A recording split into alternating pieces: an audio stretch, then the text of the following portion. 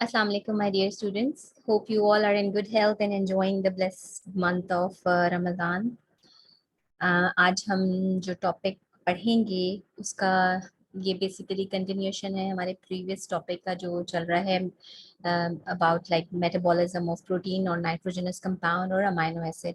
अब तक के जो टॉपिक्स हमने इसमें कवर कर लिए हैं वो है नाइट्रिफिकेशन, डीनाइट्रिफिकेशन, नाइट्रोजन फिक्सेशन हम कर चुके हैं और हमने इसके अंदर कुछ biochemical reactions of amino acid किए थे जिसमें ट्रांसअमीनेशन हमने बहुत डिटेल में पढ़ा था अलॉन्ग विद इट्स मैकेनिज्म, और हमने पास पेपर के जो क्वेश्चंस थे वो भी इसमें डिस्कस कर लिए हैं विच वर एम्बेडेड इन द जो आपकी जो प्रेजेंटेशन है उसी के अंदर जो हाईलाइटेड क्वेश्चंस हैं रेड कलर से, they are the past years questions. अच्छा, आज जो हमारा लर्निंग ऑब्जेक्टिव है आज के सेशन का वो है what are essential amino acid. Now at the end of the at the end of this session you will be able to differentiate between the essential amino acids and non-essential amino acids, और इसके अलावा you will be able to understand the difference between the glucogenic and ketogenic amino acids। इसके अलावा कि how the catabolism of amino acids occur and how urea cycle is involve in that. और last में फिर हम ये भी देखेंगे कि excretion of excess of nitrogen, अगर हमारी बॉडी में एक्सेस ऑफ नाइट्रोजन हो जाए तो वो किस तरह से एक्सक्रीट आउट होती है, किन फॉर्म्स में हमारी बॉडी में से एक्सक्रीट आउट होती है। Now let's start today's session. So these are the slides which we have covered in the previous session, and today we'll start from here. Now, I have taken these slides from Campbell Biochemistry book, so you can go through the notes from there and prepare your own notes also in your biochemistry notebook.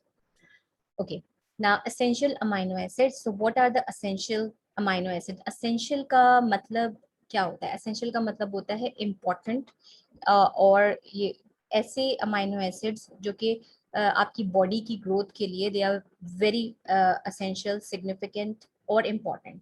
ठीक है, तो ये सारे synonyms हैं essential के। Now, the biosynthesis of proteins require the presence of all the constituent amino acids. If one of the 20 amino acids is missing or in short supply, protein biosynthesis is inhibited. Inhibited का मतलब होता है कि वो stop हो जाएगी ना। वो ये बता रहे हैं कि देखिए हमारी बॉडी के अंदर जो है वो बायोसिंथेसिस हो रहा है प्रोटीन का, और उसके लिए बहुत इंपॉर्टेंट है कि जितने भी असेंशियल अमाइनो एसिड्स हैं विच आर 20 इन नंबर्स, ये हम पहले भी लास्ट सेशन में हमने डिस्कस किया था कि वैसे तो अमाइनो एसिड्स मोर देन 300 की रेंज में होते हैं, लेकिन आउट ऑफ दो 300 20 अमाइनो एसिड्स हैं which are necessary for our body to synthesize और टू बायोसिंथेसाइज अमाइनो एसिड्स और प्रोटीन्स। अगर इन 20 में से कोई एक भी डेफिशिएंट है आपकी बॉडी के अंदर, एक भी मौजूद नहीं है, तो फिर क्या होता है कि प्रोटीन बायोसिंथेसिस का जो प्रोसेस है वो स्टॉप हो जाता है। Now some of the organism such as Escherichia coli can synthesize all the amino acids they need. Other species, including humans, must obtain some amino acids from the dietary sources. Now, अब humans कुछ तो organisms ऐसे हैं जो कि बना लेते हैं अमाइनो, जितने भी असेंशियल अमाइनो एसिड उनकी बॉडी को रिक्वायर्ड हैं, बट ह्यूमंस के लिए इट्स वेरी इंपॉर्टेंट कि हम अपनी डाइट में कुछ ये असेंशियल अमाइनो एसिड्स जो हैं उनकी रिक्वायरमेंट को पूरा करें। ना अगर आप ये टेबल देखें, टेबल 23.1, इसमें कुछ असेंशियल अमाइनो एसिड्स जो हैं जो कि हमारी बॉडी के लिए रिक्वायर्ड है उनकी लिस्ट दी गई है। These are the essential amino acids which must be present in our body, and these are non-essential amino acids which can be taken through diet, but these are the ones which should be present in our body for the biosynthesis of protein or amino acids. Okay, now the body can synthesize some of these amino acids but not in sufficient quantities for its needs, especially in case of growing children. Now, जो बच्चे होते हैं, छोटे बच्चे, उनके लिए तो ये बहुत ही इम्पोर्टेंट है कि असेंशियल अमाइनो एसिड्स उनकी बॉडी में हम सप्लाई करें थ्रू फूड, क्योंकि जो बच्चे हैं उनकी बॉडी जो है वो ग्रोइंग बॉडी है, और आपको पता है कि जो प्रोटीन्स हैं, प्रोटीन मॉलिक्यूल्स हैं, these are the building block of your body. अगर आप असेंशियल अमाइनो एसिड्स उनको नहीं प्रोवाइड करेंगे तो ऑब्वियसली उनकी जो ग्रोथ है वो रिटार्डेड रह जाएगी, वो इतना ज़्यादा ग्रो नहीं करेंगे। इसीलिए कहते हैं जो ग्रोइंग बच्चे हैं उनको आप अच्छी डाइट दें, उसके अंदर प्रोटीन लाइक मीट भी प्रेजेंट होना चाहिए, डेयरी प्रोडक्ट्स भी प्रेजेंट होनी चाहिए, and all the essential protein के रिलेटेड जितने भी फूड्स हैं they must be present in their diet. This last point applies particularly to children's requirement for arginine and histidine. Now, these amino acids are not stored except in proteins, and dietary sources of essential amino acids are needed at regular intervals. Protein deficiency, especially a prolonged deficiency in sources that contains essential amino acids, lead to the disease called क्वासहायोर. एक ये disease है जो कि अगर आप protein essential जो amino acids हैं वो बच्चों की डाइट में ना हो तो ये बच्चों को ये डिजीज हो जाती है. और इसकी वजह से क्या होता है ना, the problem in this disease particularly severe in growing children is not simply starvation but the breakdown of the body's own protein. इसमें ये होता है कि अगर आप असेंशियल अमाइनो एसिड्स उनको डाइट में प्रोवाइड नहीं करेंगे तो फिर क्या होता है कि बॉडी को जब बाहर से एक्सटर्नल अमाइनो एसिड्स नहीं मिलते तो बॉडी अपने ही अमाइनो एसिड्स अपने ही प्रोटीन को ब्रेक डाउन करना शुरू कर देती है और उसकी वजह से क्या होता है कि सिवियर रिटार्डेशन हो जाती है हेल्थ पॉइंट ऑफ व्यू से. ओके सो इस टॉपिक में अगर आप देखें तो आपके पास पेपर में ये क्वेश्चन आया हुआ है कि in general what categories of amino acids are essential, give examples. तो अब आप you have to find out the answer from these passages and note in your copy. Okay, now amino acid catabolism. अच्छा, catabolism हमें पता है कि क्या होता है, break down of big molecules into smaller molecules. ठीक है, नाउ विल सी कि how like the catabolism of amino acid is taking place. Now let's try to read these passages and try to understand how the catabolism of amino acid takes place.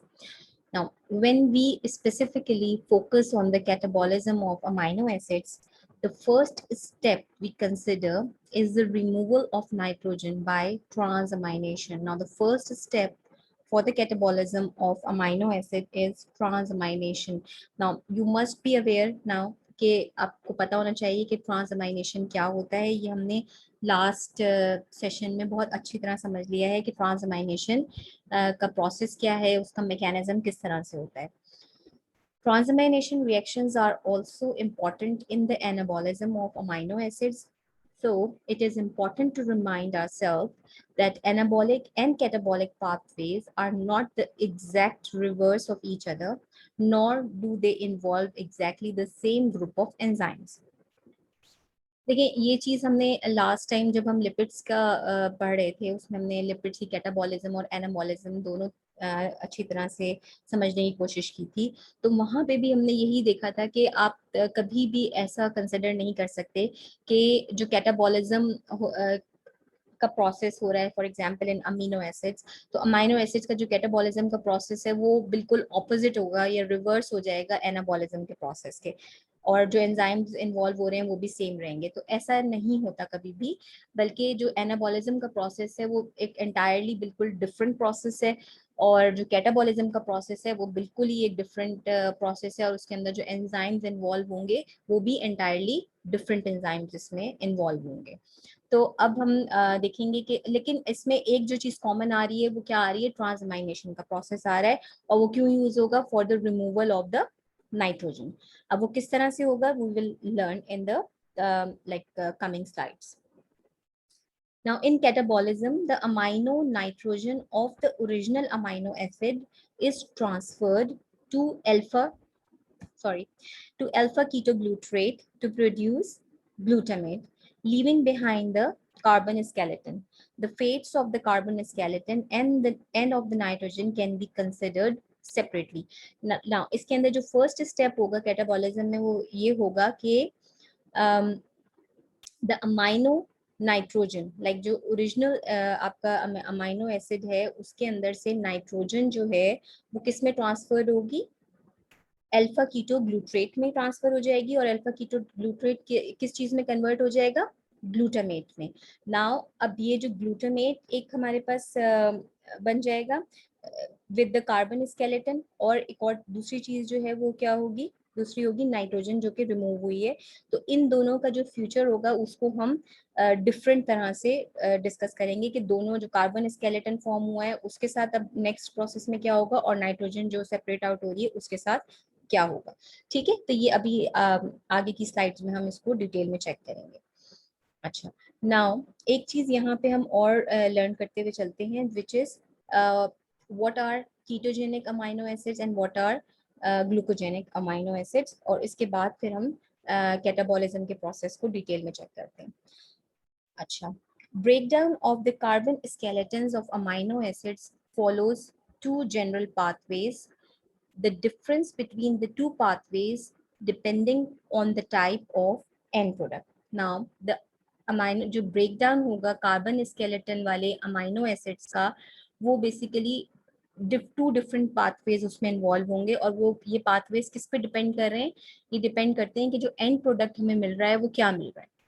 तो on the basis of the formation of the end product, आपको जो ये आपका carbon skeleton of amino acid है वो दो path के through catabolism में इन्वॉल्व हो रहे हैं। एक है लाइक कीटोजेनिक पाथवे कह सकते हैं आप, और दूसरा क्या है, glucogenic pathway.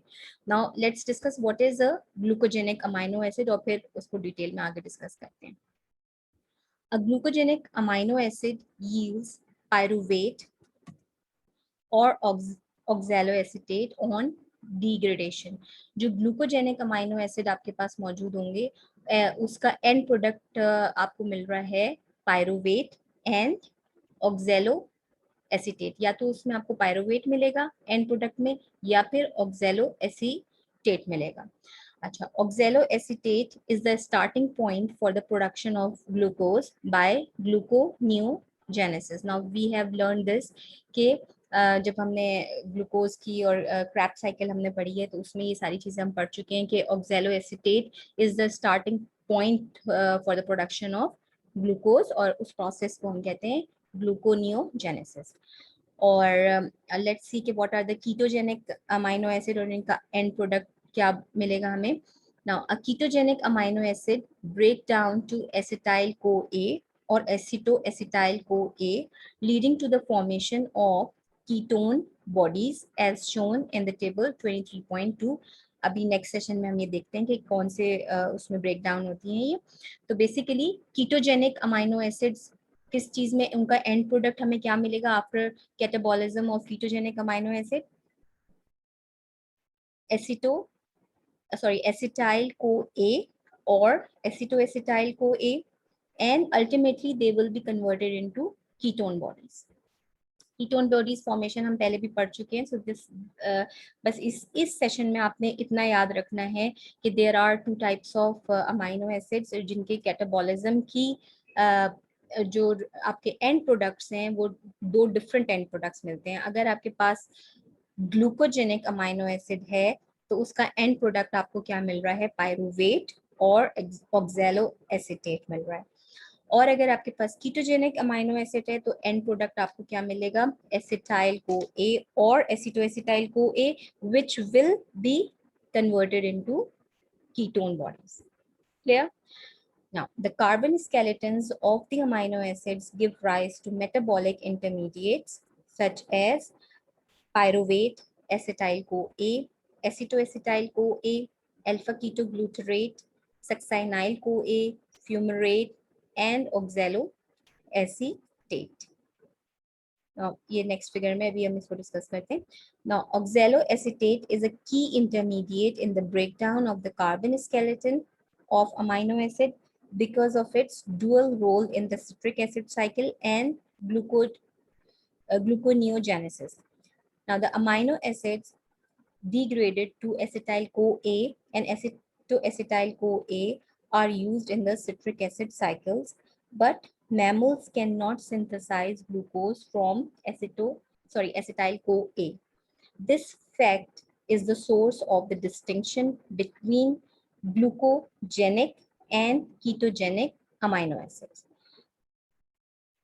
Glucogenic amino acids can be converted into glucose with oxaloacetate as an intermediate, but ketogenic amino acids cannot be converted into glucose.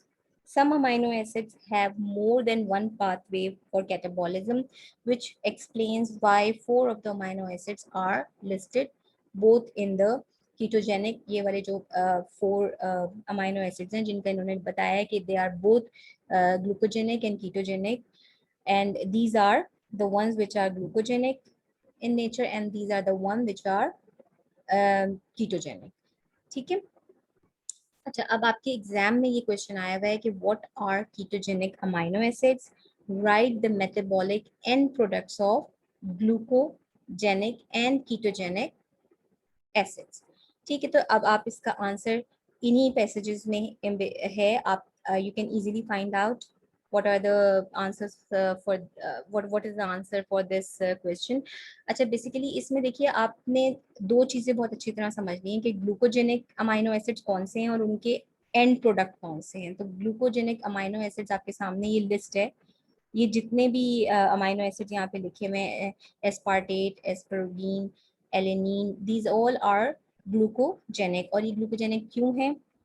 क्योंकि इनका जो एंड प्रोडक्ट है वो क्या हमें मिल रहा है? पायरुवेट और ऑक्सैलो एसिटेट है. अच्छा, कीटोजेनिक अमाइनो एसिड्स जो हैं वो कौन से हैं हमारे पास? Leucine and lysine. और ये क्यों कीटोजेनिक हैं? बिकॉज इनके अंदर जो एंड प्रोडक्ट हमें मिल रहे हैं वो क्या है? एक तो एसिटाइल CoA और एसिटोएसिटाइल CoA which will be converted into what? Ketone bodies. ठीक है, तो ये चीज आपके लिए बहुत इंपॉर्टेंट है. और अब नेक्स्ट उसमें हम देखते हैं कि किस तरह से जो है वो मैकेनिज्म मेटाबॉलिक रिएक्शंस होंगे कैटाबॉलिज्म ऑफ अमाइनो एसिड्स के. Let's see.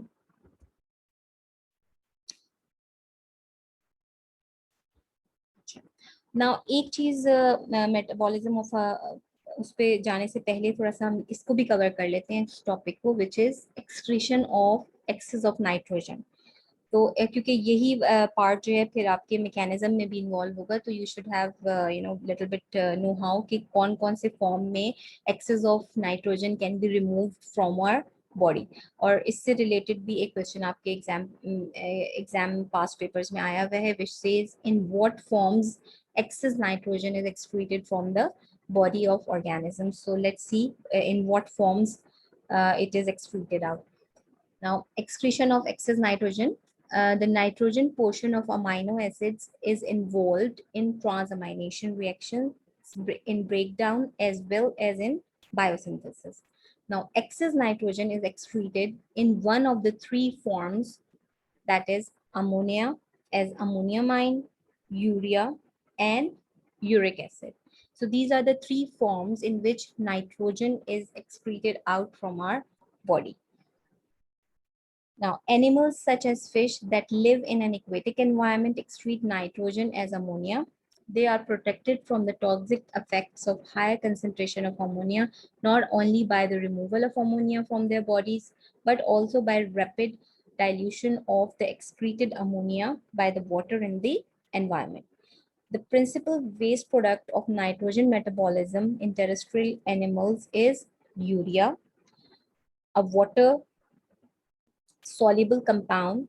Its reaction provides some interesting comparisons with citric acid cycle, which we're gonna learn in the mechanism of this metabolic pathway of amino acid.